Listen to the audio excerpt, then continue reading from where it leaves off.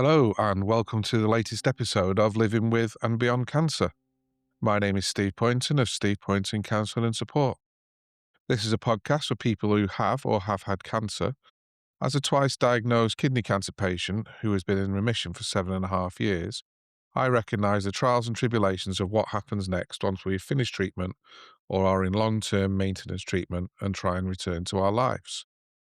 Before we go into today's episode, if you want to know a little bit more about myself and why I'm doing this podcast, please go back to episode 1, which was released on World Cancer Day on the 4th of February 2026. Welcome to this latest episode, where we'll be doing something a little different this week and looking from the perspective of a carer and exploring the story of Tracy Riding. But before we start to hear from Tracy, I'd just like to say a few words about a sponsor of the show, Corporate Wellbeing Solutions. If you're a business owner or managing a team, it's worth checking out Corporate Wellbeing Solutions.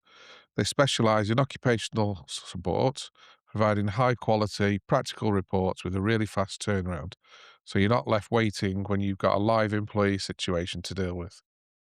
They also offer an employee assistance program, giving your staff access to qualified counsellors, along with mental health and wellbeing support whenever it's needed.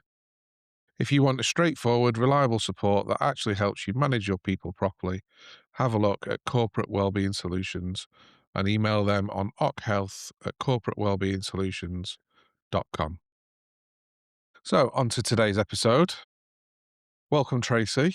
Would you like to introduce yourself, where you're from, etc.? Yeah, thank you. My name is Tracy Riding. I'm from Leeds and I am at the ripe old age of 60. Okay, welcome. And it's great to have a different perspective on the show. It is something a little bit different, and it's circumstances we wish we weren't talking. Most definitely. Yeah. But we are, so let's see what we can make of it. Do you want to give us or take us back to when this started for you, Tracy? I believe we're going back to the end of COVID times. Yeah, about October, just as COVID was sort of coming to an end. My partner at the time, Graham, had a chest infection. It was virtually impossible to get to see a GP, and it didn't clear up. The GP remotely prescribed him a couple of courses of antibiotics, and it just didn't clear up. And then it just suddenly got worse. And one evening he was really struggling, and I just said, "Do you want to go to A&E?" Just to get a view on, how on a scale of 1 to 10, how poorly do you think you are, sort of thing. And he said yes, which really shocked me. And he was diagnosed with pneumonia, double pneumonia. So he'd still been at work, still fit and healthy. So it was quite a shock that this had come from nowhere, really. And it took quite a few weeks to clear up another couple of courses of antibiotic. And that was when I look back and try to find like a point where it started. That was possibly the first inclination. When we say at the end of or in the middle of COVID, this was back end of 2021. It was, yes. It was sort of like the second wave, I think, wasn't it, of COVID? When you say it was prescribed antibiotics remotely, did Graham actually get to see a GP at that point, No, or was it remotely no, diagnosed as a chest infection? yeah, no, he didn't know. And when you were talking about asking if he wanted to go to A&E, I noticed there was almost a bit of a surprise in your voice that he said yes. You were a bit shocked that he said yes. Yeah, very surprised. I don't think many of us would take the decision to go to A&E unless if we thought that we needed more help than we could do ourselves, really. But he was a typical bloke, really. Don't say that they don't look after their health, but it takes a lot, I think, and especially in this day and age, I think it takes a lot for us to say, I need more help. But I was definitely shocked. Even getting him to call the GP was hard enough to do. Oh, I've got work to do. I haven't got time for it. So yeah, for him to say that, it was a big, big thing. And I heard a little bit, well, some disappointment that it wasn't picked up by the GP. Yeah, I guess that's definitely. I did. difficult if it's online, if it's Yeah, yeah. I did pick this up with them after this journey. So we'll probably touch on that a little bit later. But I did question my job. I've retired now. I've recently retired. My job was health improvement manager for the NHS. So on this journey, as well as seeing it through my eyes and Graham's eyes, I also saw it from through the eyes of how can we improve. And I would say that 95% of it was excellent, but it's the 5% that wasn't excellent that you tend to remember. Yeah, and I obviously know a little bit more about what's coming in the story, and I'm sure we'll definitely pick up on the not so good bits. So, what happened next? He had the double pneumonia. And did that clear up? But after a couple more courses of antibiotics, I think he had 4 before it cleared up. And on the 14th of September, I think it was 2022, we went to Spain for a week. He'd had a sore hip. Every summer, he would go with his best friends and they'd take their motorbikes, and a German camper van reversed into his motorbike. And as he tried to hold it up, he felt his hip pop and he'd had a sore hip for maybe, I think that would have been about 2 months from when it happened. So apart from on the holiday that we couldn't walk far because he had this sore hip, we were sea canoeing, we were snorkeling, we had a very, very active week. It was a absolutely perfect week. It was lovely to know that he was now no longer ill with the pneumonia, that had cleared, and he seemed to be just back to his normal self. We had a very active, very absolutely fantastic week. So, other than the hip, which I assume from listening to you at that point was almost put down to the accident. Yeah, we thought that he'd maybe pulled a muscle in his hip, but again, he couldn't get in to see the Yeah. GP, so it was just over the counter painkillers. But he said he knew 100% that it started on the day of the accident when he tried to hold his bike up, quite a heavy bike, and he just felt something pop. So we just presumed that the muscles would heal eventually, and he'd get back to normal. And again, I hear you mention the difficulty getting to see a GP. I mean, 22 September time ish. I think that was off memory coming right towards the end of COVID at that point. We've heard a number of times on this podcast about the difficulty of getting to see GPs during COVID and post COVID. I guess you've got a unique perspective, as you said, because of your job at the time. What do you think could have been done different at that stage, if anything? I think it's very difficult, isn't it, that we did remote, just like we're doing now, that you can have a video call, you can chat. But I don't think that a GP can get the whole picture, the sense of something just by I think when someone walks in a room, you can tell you can tell how they're walking, you can tell their mood, you can see if they look poorly, if that makes sense.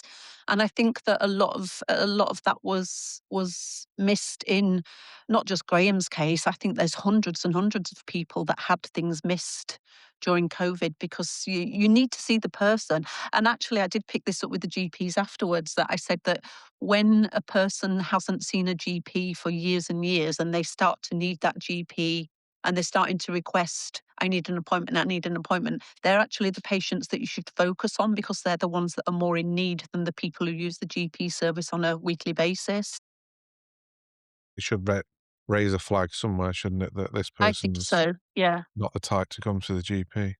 Yeah. So what happened next? I believe there was a bit of a change in living accommodation around the same time as well. Yeah, so we came back from holiday and at the end of September we got the keys to our new home. It was the first time that we lived together and we'd both been living separately up until that point. Graham had always wanted to live in the countryside and we'd found a lovely little bungalow in a small village just outside York. It had a country pub opposite, which was Graham's dream, lots of nice dog walks, and we were really looking forward to it. So very busy packing up 2 houses.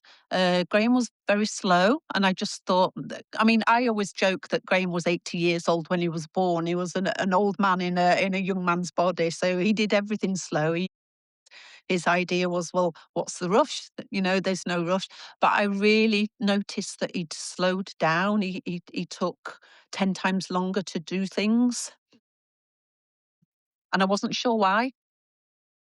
But we got everything packed up. It was hard work, and then on the Saturday, we moved into the house. We collected one house and collected the other, and we were on our way. I imagine quite an exciting weekend for the two of you, but I note from what you said there, you were a little bit aware something wasn't quite right. But how did he manage over that with the struggle with his hip? Because we all know moving house, there's a lot of physicality to it. How did he cope? Yeah, just really slow. And on a couple of occasions that I came round to his house, and I wondered if he was ever going to manage to pack everything. He just didn't seem to make any headway. Just slow. That I think that's the only way that I can describe it. Still himself, still no issue. And I don't actually think that he realised that he'd slowed down. But I can just remember thinking, "You need to get going, lad." So first day in, how was the second day? So first day we undid all the boxes, had a nice evening. Second day unpacked more boxes, and on the evening I went into the kitchen to cook us some food. And he called me in. He says, "Tracy," he said, "I can't get out of the chair." My first instinct was, "Oh, you men, we've all lifted boxes. We're all tired. Have some stamina, son. Get out of the chair." But he was literally paralysed. He couldn't get out of the chair. What do you do in that situation? You know, it's obviously a medical emergency if somebody is suddenly paralysed. So I called 999, only to be told that there were no ambulances available. So somehow I had to get an 18 stone ex rugby player out of an armchair into the car and to the hospital. So I reversed the car onto the lawn at the front of the house, pulled it right up to the door basically. And I think it's probably 10 meters from where he was sitting to where the car was. And I think it took me about an hour and a half to somehow drag, half lift him into the car. Must have been quite an ordeal for you, both physically and mentally. I mean, I would I've got imagine no the panic that idea. was there. Yeah, I've got. I'm not a panicky person. I'm the sort of person who leaves my mental well-being to, what's the best way to describe it? That I only worry about things when I need to worry about things. I never worry about them in advance because they might not happen. I'm quite good at sort of looking after myself mentally, and that tends to work for me. But obviously worried because he couldn't move. He wasn't panicking. He just, I don't know, he was in some sort of a state where there was nothing. When I look back, you've made me think about that for the first time, actually. I'd not really thought about it, but there was nothing. That he wasn't panicking, he wasn't worried. I can't remember any conversation. I can't remember. I think probably I was just thinking about how the hell am I gonna get him into this car. To this day, don't know how I did it, but I did. I did manage it. So we got to the hospital and it was very quiet, and then we went through some more doors and it was like a war zone. There were ambulance staff lined up in the corridors with people on trolleys. It literally looked like a war was happening. There were people everywhere. How did you manage to get him from the car into the hospital when you Oh, got of there? course, yes. So I pulled right up in front of the doors, and because I knew where the reception was there, and went in and asked there's some guys on reception, "Can you help me get my partner out of the car? He's paralysed." And they said, "Oh, you'll have to find a wheelchair. We're not insured for helping with patients." And all I could think of was, it's just taken me an hour and a half to get him into the car. But it's very different sort of bundling someone into a car than actually having to lift them out of the front seat. There was no way that I could get him out of the car. So I just looked around and I said, "Well, where are the wheelchairs?" And they said, "Oh, you'll have to take a walk about and look for one, go and find one." And at this point, I can't remember what I said, but I remember sort of saying, "Look, can't get him out of the car and he's paralyzed. You have to help me." And they did actually eventually come out and help him into the wheelchair. I mean, how do you feel about that? Again, you've probably got two sets of opinions on this because of your previous Mm. job, but no ambulance and no initial help to get somebody who's quite clearly got something wrong with them from the car. How does that feel, or how did that feel? Well, this falls into what I was saying before, doesn't it? About the 5% of this journey there's only certain things that were poor. This is definitely one of them. I understand you're not insured to do it, but if you'd gone in an ambulance, then the ambulance crew would have got him into the ambulance, they'd have got him out of the ambulance. The fact that there's no ambulances and you get there and there's nobody there to do that, there must be hundreds of people in the hospital that are insured to do that, but there was no effort made to, every business should surely have a what happens if manual that they work from. You have to cover all, it's basic running a business, isn't it? That you can't just say, "Oh, no, I can't help, I'm not insured." Disappointed was how I felt. I'd Up until this point, this was my first brush with the NHS in many years, and I'd been with the NHS for 13 years in this improvement role, and this is the first time I'd seen it. So obviously I was thinking, how my work ties into it. Was I really making any difference if this was happening? How did you go when you walked into the war zone? What happened? He was in the wheelchair that they pushed him through in. Nothing really happened until this would have been about 7:30, 8 o'clock. Nothing happened until about 10 o'clock, and Graham said, "Look, you go home." He said, "They'll see me eventually. I don't want you sitting here with me all night." He said that, "I'll call you when they've seen me, but if you haven't heard from me in the morning, just come back." So the next morning, I think it was about 10 o'clock that I went in, and he was still sitting in exactly the same place in the wheelchair. And he said, "Trace, will you get me a cup of tea? I haven't had anything to eat or drink since yesterday." And there was a tea urn and some volunteers, I'm guessing, that were there. And I said, "Graham, did you not ask them to bring you a cup of tea?" He says, "Oh no, they were busy. I didn't like to put on them." And that was Graham 100%. So he had a cup of tea. I think he had a sandwich as well. And we sat from 10 o'clock until 4 o'clock that evening. And he'd had a couple of different scans. Only two in all of that time. He'd had one before I got there and then one during the day. And at 4 o'clock, I'd had enough at this point. And I said, "Graham," I said, "I think they just think that you're a silly old man that came off your motorbike and there's nothing wrong with you. You've just got a muscle strain and that you're just last on the list." And I went up to reception and I said, "You've not forgotten about us, have you?" She said, "No, a doctor is on their way to see you." It feels So like you got to a point where you thought, "That's it. Something needs to move along here." And conveniently, I guess, is it? yeah, I mean, Somebody 24 was hours actually on the sitting way. in a yeah, 24 hours sitting in a wheelchair, and you just think, what the heck is happening here, sort of thing. And you don't like to cause a fuss because you know that they're busy, and you know that there's lots of other people that are in a much worse condition, like your emergencies and everything. Throughout all of this journey, I think that the one thing that I did learn is that sometimes you do need to make a fuss, but then you feel bad about it. But that was probably the very first point that I became Graham's voice. I thought that it was later, but in talking about this now, that was probably the first time that, yeah, I became his voice, and I was determined that I would be his voice as well. Did the doctor come? The doctor came. She looked about 12. She looked like she hadn't sat a GCSEs yet. She came on her own, and I've always been told that there'll always be a nurse with them if it's bad news. So no sign that it was going to be bad news. And she said that there was a mass on Graham's hip and his thigh. It was in his bones. And the minute that they said it was in his bones, I knew.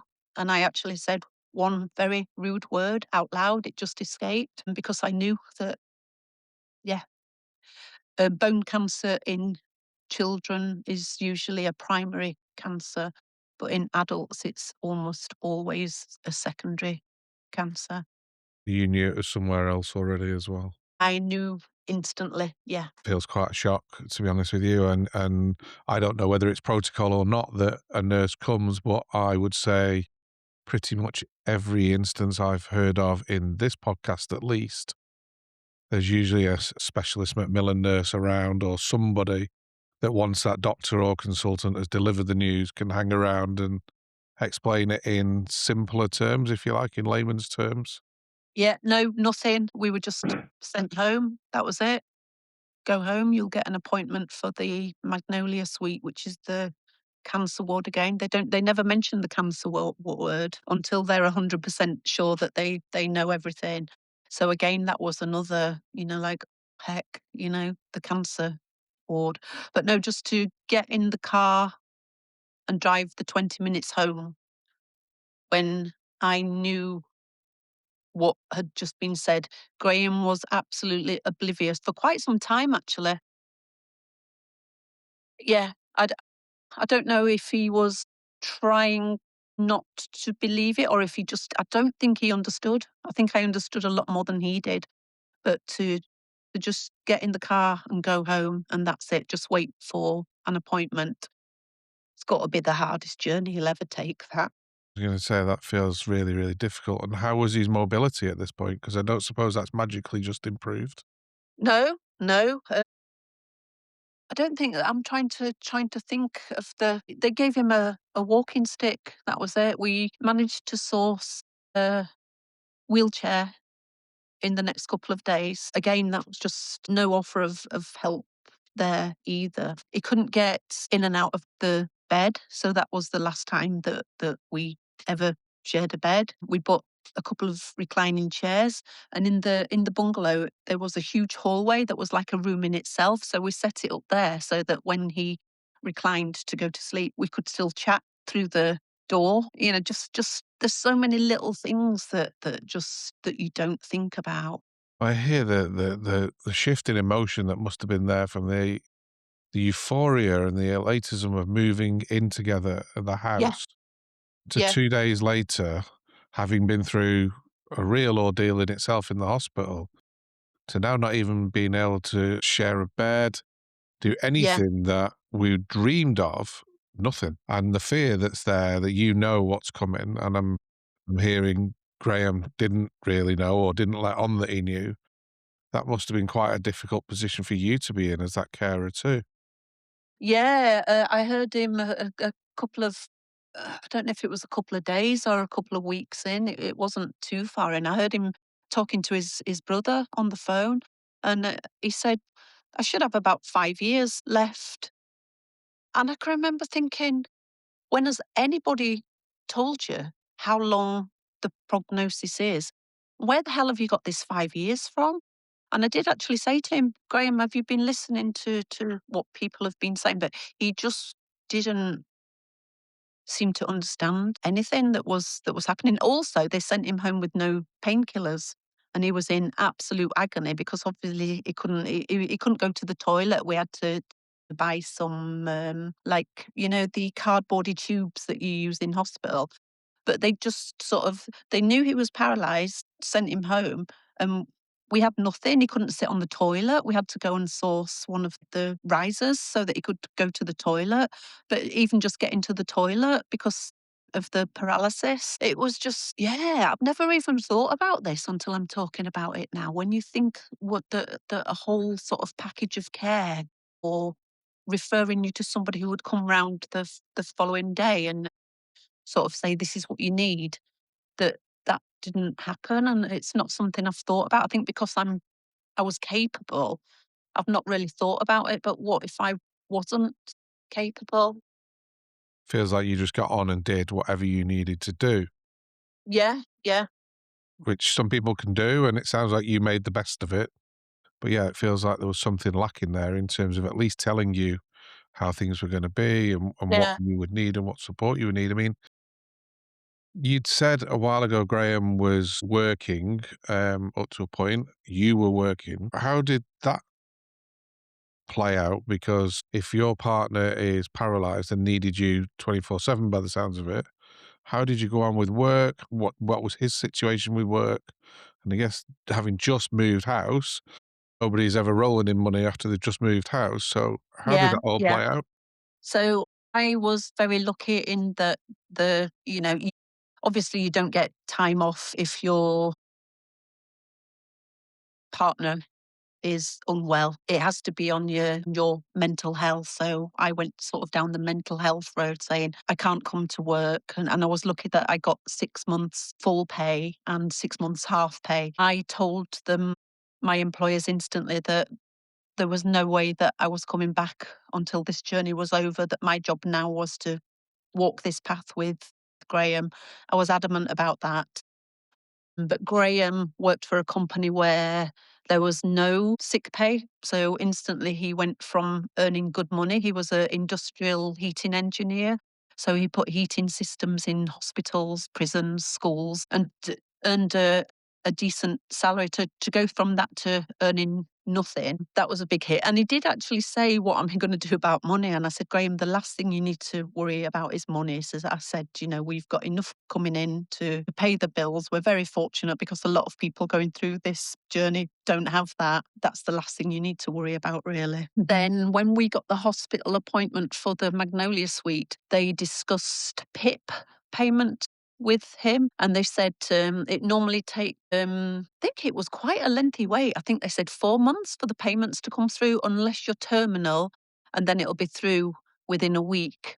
And 2 days later, the letter landed on the doormat to say he'd been awarded it, and Graham said, I guess I know what that means then, because obviously nobody had told him it was terminal. We knew it was terminal because the hospital filled in the forms and had ticked the box for it to be pushed through. So that was hard. Wow, that's the first time that either of you found out that this was terminal. I knew because of where it was in his bones as a secondary. I think I always knew, but he'd got no idea. And he, like I say, he did actually say, I guess I know what that means then. And you just think, I wish that people thought of it was fantastic that the hospital filled in the forms and did everything, absolutely fantastic. But for them to have done that as a terminal case when we didn't know that it was terminal, that's hard when that letter landed on the doormat and you think, right, okay.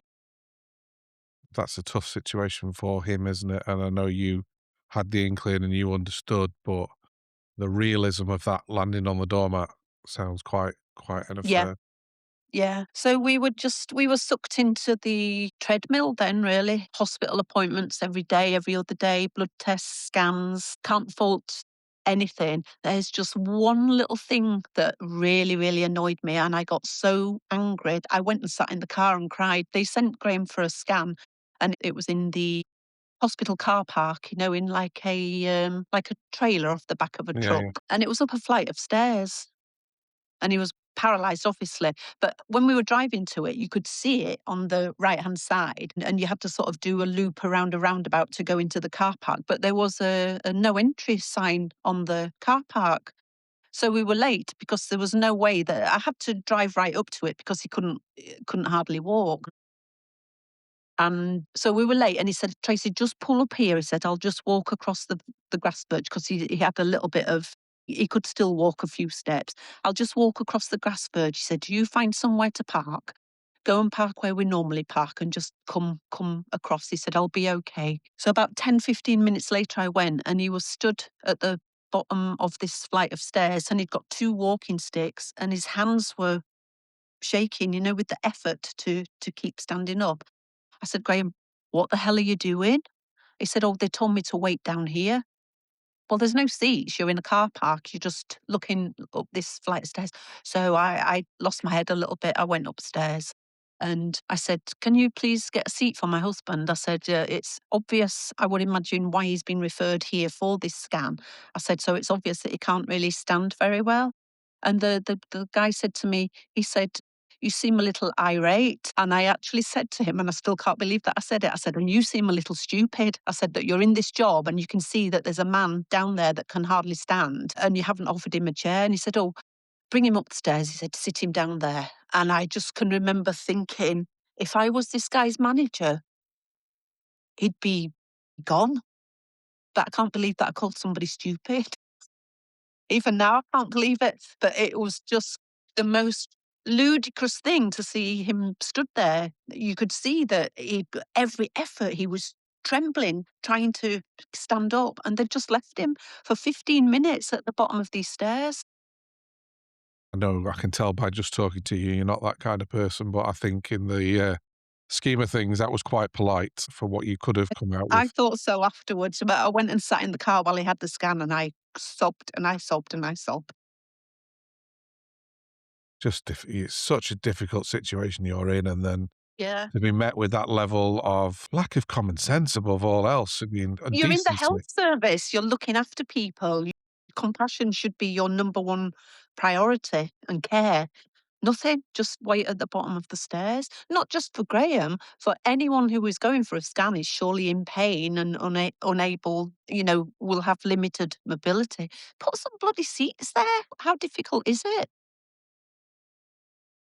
Okay, so before we go on to what happened next, I just want to touch base around a new sponsor we have for the show, a second sponsor. It's a company called The Resilience Room.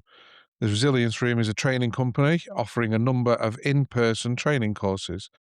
Too much training these days has become tick box, online, and boring.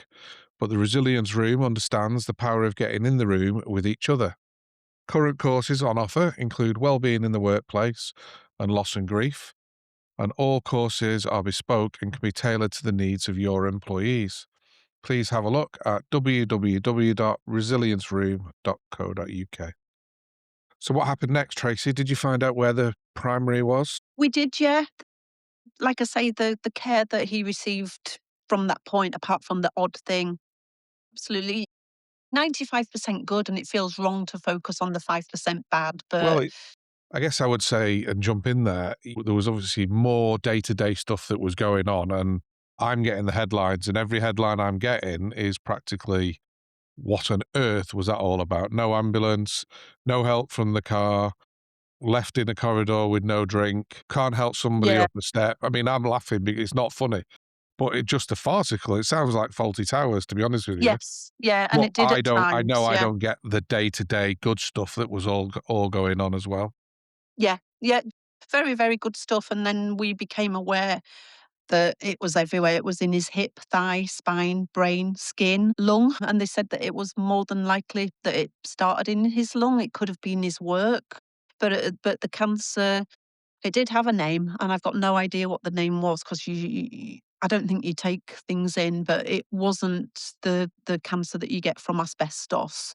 So I don't know. I don't know how long it had been there. It could have been there since before we met. I think that sometimes you can focus on the, I need to know everything. And sometimes you just have to focus on the, what you know. My first thought was obviously if it was in his lung, why wasn't it picked up when he had the x ray for the double pneumonia? To which the answer was that x rays don't always pick tumours up. And then you think, but if he had 4 lots of antibiotics and it didn't clear up, would they not have done a more invasive scan to see why it wasn't clearing up? But it's like I say, you can focus on the wanting to. I'm a person who wants to know everything, and I learned very quickly that I had to not be that person. You just have to focus on the what you know. You can't fix the world. You can't fix this. And my job is to be a fixer, and I couldn't fix this. Treatment plan that was put in place for him. So the plan was that first they wanted to sort the paralysis out, so they were going to give him a hip and a thigh bone replacement. I think it took up between 4 and 6 weeks for them to have decided that to actually doing it. It felt like 4 to 6 years because you desperately want everything to be fixed. So the middle of November, just after my birthday, he had the surgery. But because the cancer was in his lungs, they couldn't give him a general anaesthetic. So the poor man was awake for the whole of the. He had his thigh bone and his hip replaced whilst he was awake. I can't even imagine what was going through his mind at that point. So yeah, and again he was sent home with no pain relief. It was a Saturday morning. And the only thing I could think to do was to call the Macmillan helpline, which we hadn't been referred to by now. I just found their number online and they said, you need to call 111 to obtain an emergency prescription for the pain. And that evening that happened. The GP got a prescription to him. No, he's been awake. He's had his hip and his thigh replaced, and they've sent him home with no medication. And they actually prescribed morphine at that point because the pain was that bad. So you can't imagine what the poor bloke was going through. And for want of sounded like a broken record, it's just unbelievable, isn't it? It's common basics, but how did you cope? I wanna try and keep the focus on But you here a little bit, but, you've gone I'm a, from partner to carer. yeah, How did you go on? I'm, I'm a coper. I don't worry about anything until it happens. But my focus was how I felt didn't matter to me. It was about how I needed to be there to look after him. Not to be his carer, to be his. I never saw myself as a carer. I was there as his partner in life and his partner on this journey. I often went and sat in the car, told him I'd left something in the car and cried quite often. Your escape place? Yeah, because I didn't want him to see that.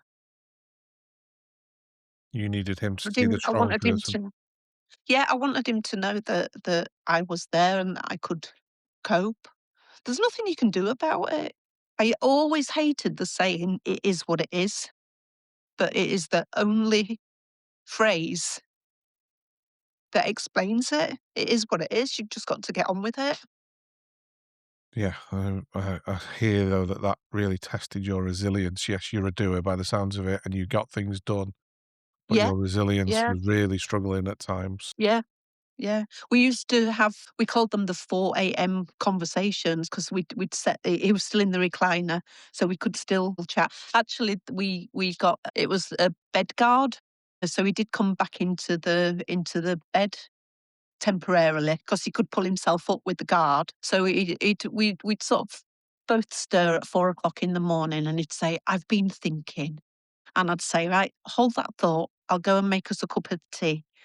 Because he didn't talk about things. So when he said, "I've been thinking," I knew that he'd put an awful lot of thought into something and he'd made a decision. He never included me in any decision. He'd think about it and then he'd tell me what he'd decided, which is fine. You know that's the way that he was.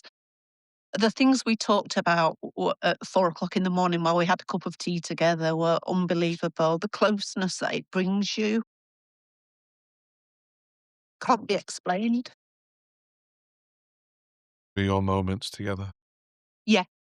But yeah, we called them the 4 a.m. conversations. But yeah, we talked about wills, about finances, kids, grandkids, car. He decided we had a caravan. We have a group of friends that we all go away on a regular basis in caravans. But he decided that he needed a better car to pull the caravan because when he wasn't here anymore, that he still wanted me to do that because he knew that I really enjoyed it.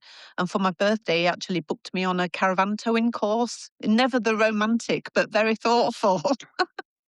So, but he said, "Right, we need a new car because you'll be doing the towing.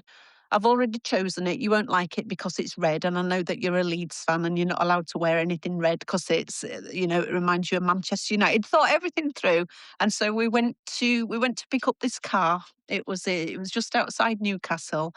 He couldn't drive it. He couldn't test drive it. The guy, I didn't want to test drive it either because it just seemed unfair. You know, I don't know. It just seemed wrong if I test drive it and he's bought it, and so the guy test drove it. We sat in the back. It was a beast of a machine. It was huge. But on the way back, it's the only argument that we've ever had. On the way back, I put my foot down in the car because there was a red light camera and it was just changing, and I didn't want to stop. I just wanted to get home. And he was really mad. He got really mad. He says, "What did you do that for?" And I said, "Whatever I did it for," I said, "it was me that was doing it. And if I'd have got a ticket, it'd have been me, not you." And I didn't speak to him all of the way home because he was so rude to me. And now when I look back at it, he must have been so frustrated.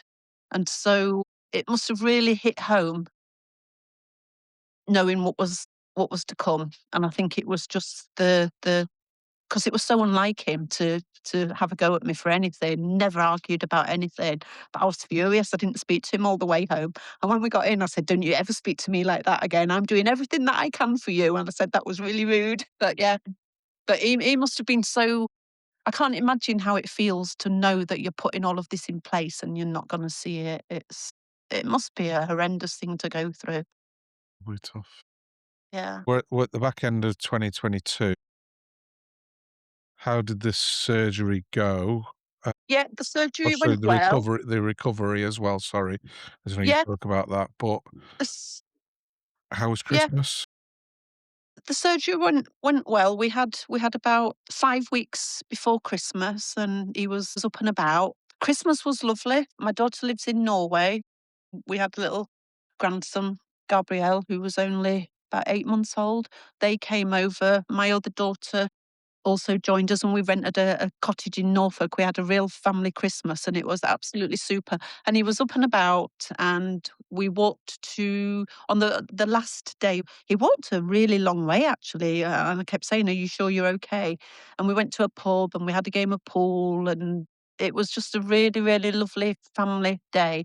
But then he'd obviously done too much because the next day he was really struggling and asked if I could take him to hospital, which was again a massive thing for him to say. So took him to the big Norfolk hospital, and they diagnosed another chest infection. But we had an appointment on the 3rd of January for the pre-chemotherapy appointment, which was going to start on the 6th. So they just said, just go, hopefully it will clear up. Just go to the appointment on the 3rd, and they'll take it from there. But on New Year's Day, we ended up at York Hospital again because he was poorly again. I don't know, I can't even tell you now why he'd asked to go. He just didn't. There was nothing that I can say, "Oh, yeah, he went because of this." They just said that he got a chest infection, and so we just presumed it was that.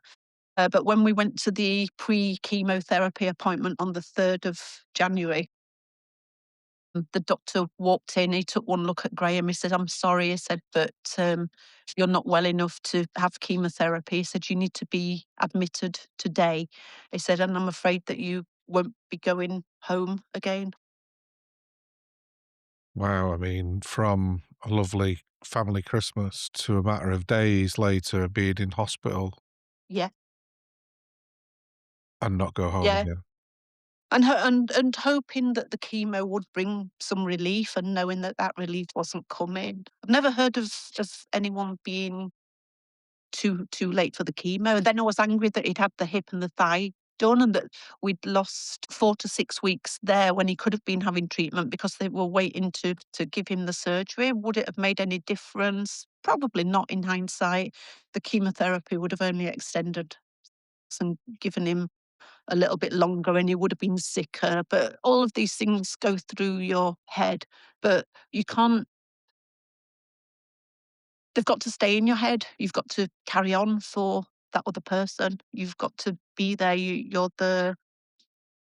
Well, You're the I hear that, and I hear that's clearly the way you cope with things personally of, I've got to get up and keep getting up until I can't get up anymore or something changes.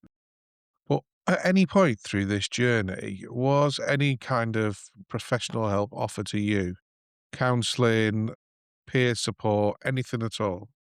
No, the only offer that we had was in the next few weeks when Graham was admitted to the hospice.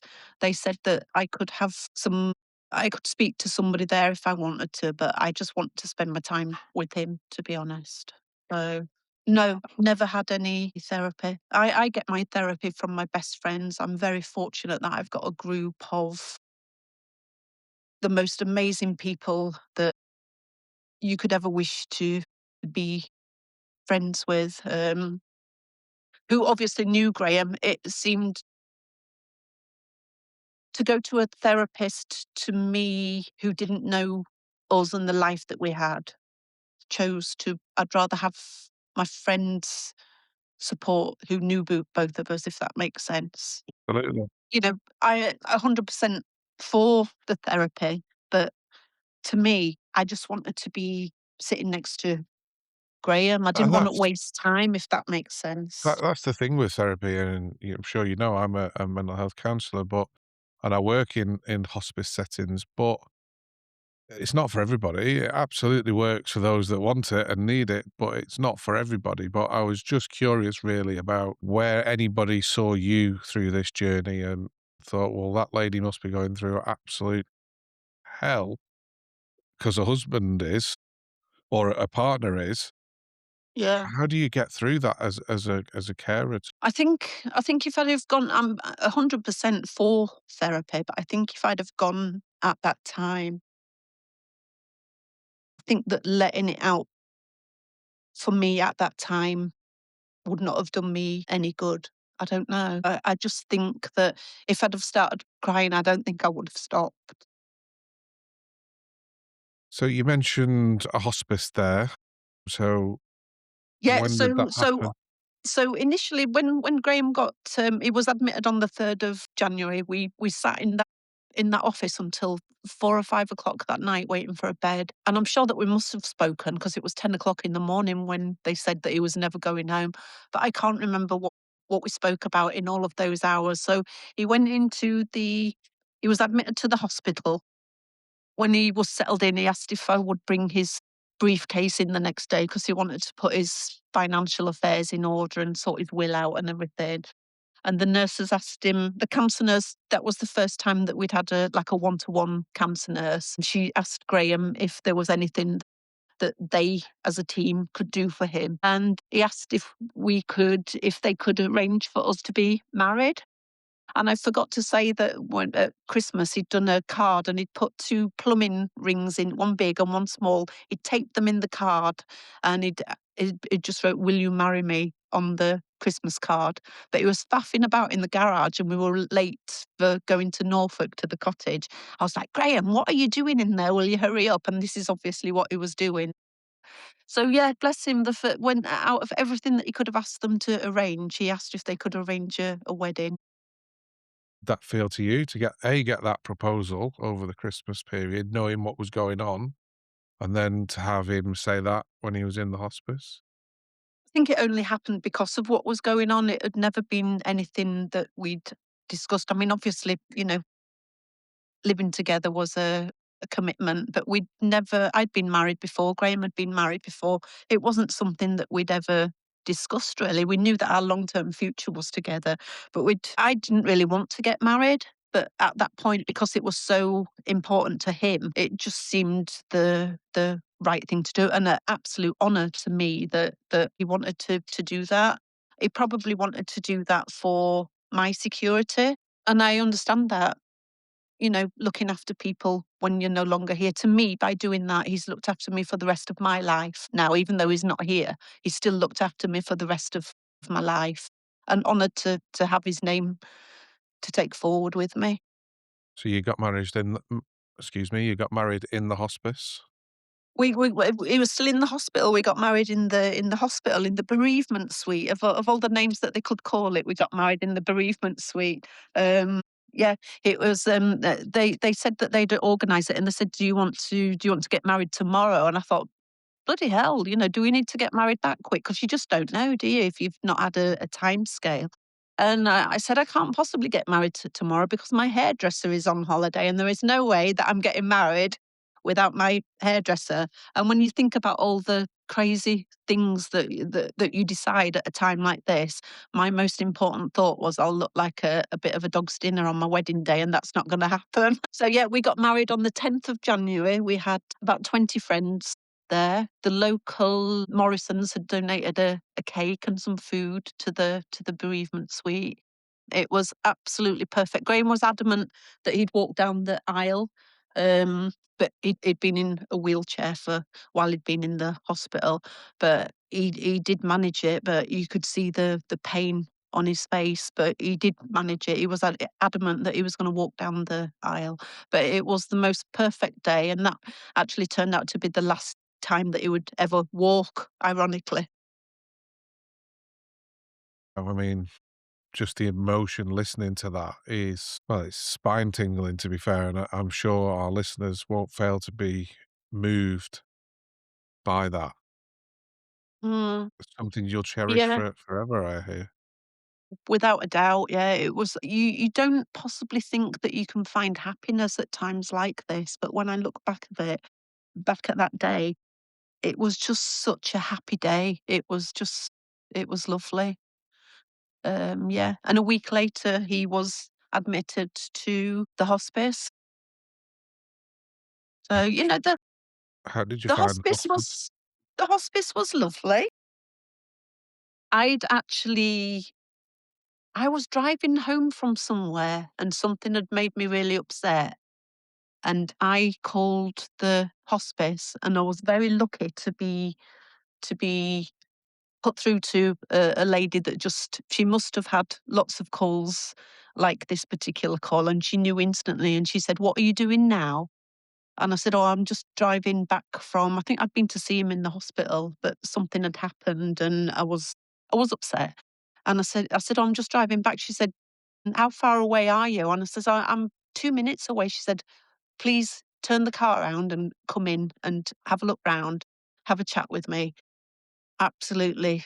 Can never thank her enough for that. And, you know, I learned that day that hospices are good and happy places.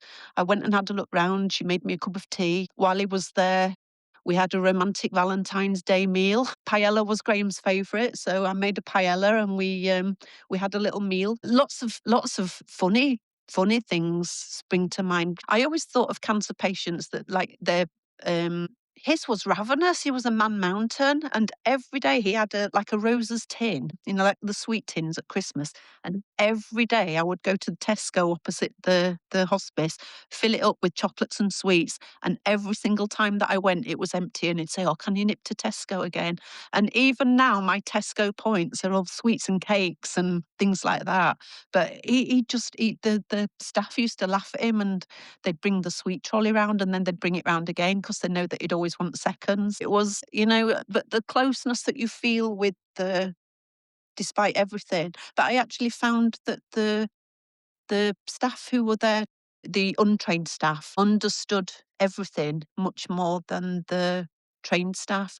We had an issue in that there was a bed manager in the hospice, and Graham had said, "I don't want to speak." She kept asking, you know, "Graham, you need to leave. It's not a permanent." And I can remember her saying, "It's not a permanent thing that you're here." And I said, "Can you tell me what part of this journey you think is permanent? You know, we're here for a reason." And I think that it was something to do with the funding that they maybe expect you to live a week or two. Graham was actually in there for 8 weeks, but the pressure on that particular woman, on us, to Graham was adamant he wanted to stay, he didn't want to leave. He didn't want to come home. He wanted to stay. He was quite happy there. Yet every day she said, "Have you thought about maybe moving into a care home?" Or it was horrendous. And he'd say to me every morning, "Oh, she came in again last night and asked me if I thought about moving on somewhere." And that to me, on the whole of this journey, that was the worst. Yeah. I'd like to meet her now actually, because I didn't have a lot to say at the time, but I'd have a lot more to say now. I was so angry. Yeah, I can hear the anger there, and to say that was the worst part, it must have been really bad considering some of the other things we've discussed today, and that must have been really bad. I mean, I guess I'm not here to defend hospices, but they are charities, aren't they, ultimately, and they don't get funding or very little funding from government, and it's a juggling act, it's a jigsaw, and they awful, and they absolutely should be funded better, but I absolutely hear how difficult that was for you. So, Yeah. you said he was there for 8 weeks? 8 weeks. So we were married on the 10th of January and Graham died on the 10th of March. So we'd had 8 weeks as husband and wife. Yeah. And I spent every minute of every day with him. Apart from one day, he said, "I don't want you to come in tomorrow. I need you to go and arrange my funeral." And that was the one day that I didn't go. But he wanted everything put in place before he went. Because Yeah. obviously he'd been thinking at 4 o'clock again, hadn't he? Yeah. I mean, I hear it was 8 weeks you'd been married, but if we think back from my quick calculations, that's what, 5 months since you moved in together? No, it's longer than Yes. that. Yeah. 5 months, yeah. 5 months since you moved in together. I mean, wow, what a whirlwind. Yeah. was about 4.5 months from beginning to end. That was it. Yeah. That's an awful, awful situation. I guess before we finish, Tracy, what would you say to other carers about how to look after yourself if they found themselves in that situation? And we've learned that you deal with things the way you deal with it, but looking back, how would you do anything different, or how would you recommend people deal with these sorts of situations? So I came across the phrase anticipatory grief for the first time and read a lot about that. That, when somebody dies, you grieve. But when you know someone is dying, you grieve every day for it. I found that out quite randomly from elsewhere. I wish that the hospice staff or the nursing staff would have discussed that. I think it's really hard when you're going through it to find things out for yourself. But I think that sometimes that you have to. I think that you have to look at the joy, bizarrely, that these times bring you, because two people will never be as close unless they've been through something like this, whether it's a happy ending or a sad ending. The closeness that you feel is the best thing. The dignity that the other person shows is you have a bond that nothing can break. And I think apart from pulling people up on bad practice, which I wish, apart from the one time that I did it and I went overboard and called someone stupid, I wish that I'd have had the guts to say more sometimes. Like the bed manager, I wish I'd have just said, look, Graham's here for one reason only. There's one door in, there's one door out. He's been referred here by the hospital. It's obvious what's happening. Can you just leave us the hell alone, sort of thing? I wish that I'd have been a little bit stronger like that, but you're not in a place to be stronger. Well, I I hear dealt with it. your strength was supporting Graham. That's what I've heard all Yeah, the way through this. 100%. You kept yourself in a position to support him. Yeah, that was my job. That was my role. I focused on afterwards. We never talked about what would happen after Graham died. It was just not something that he ever raised, and I certainly wasn't going to raise it. The one thing that I did say to him, that when this was over, I was going to go back to Spain, to where we'd spent the week, because it was the last time he'd been Graham without the cancer. Felt that I needed to do that. So I did. I packed the dogs in the car and I drove to the south of Spain. I had 3.5 weeks there in between him dying and his funeral. I just needed some me time. But I then, because Graham was only 60 when he died, and I've just turned 60, I've had a list of 60 things to do at 60. I'm on about number 46. One of them included jumping out of an aeroplane for some bizarre reason. And how I focus, we were talking about looking back, but how I focus about looking forward is that I'm going to live life for the both of us. I owe it to him. Feels like a really poignant place to bring this to a close. And I just want to say, Tracy, thank you so much for your time today. And I'm sure our listeners will be absolutely inspired by what you've been through and how you managed to come through all of that. Thank you. It's the hardest journey that you'll ever be on. You can let it define you and never be happy again, or you can choose to do what that person would want you to do and be happy and carry on. I've seen people be defined by losing their partners, and it's horrible to see that your life just stops. And you can't let it. You owe it to them to live the life that they didn't have. Graham could have had another 30 years. So I plan to do everything that I can to enjoy that time. Really wise words. Thank you again, Tracy. I want Very to thank welcome. all I want to thank all our sponsors. Again, the Resilience Room and Corporate Wellbeing Solutions. Also, I want to say that I hope you're enjoying this podcast, and I'd like to ask a Thanks. little favor of you. If you could leave a little review of the podcast on whichever platform you get it from, this helps raise profile and enables more people to be interested joining as a guest. If you want to know more about the services I provide, such as counselling or public speaking, please visit my website on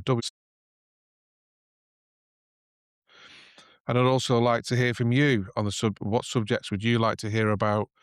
What have your struggles been? Would you like to come on as a guest? Tracy was put in touch with me by one of our previous guests, Richard Barker. So it's that easy to get on. Please reach out on info@stevepointsoncounselingsupport.co.uk. Until next time, I'll speak to you all again soon.